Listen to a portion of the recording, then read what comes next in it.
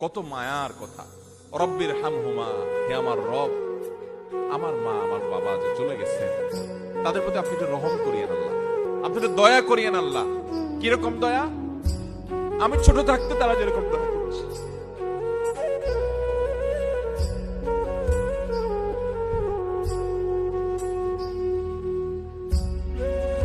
আমাদের বাবা মা বাচ্চাদের প্রতি কতটা মায়া করে, যারা সন্তানের বাবা হয়েছেন তারা সবাই টের পান। কিন্তু আমরা মরার পর কিছুদিন কান্নাকাটি করার পর এরপর বাবা মাকে ভুলে যাই।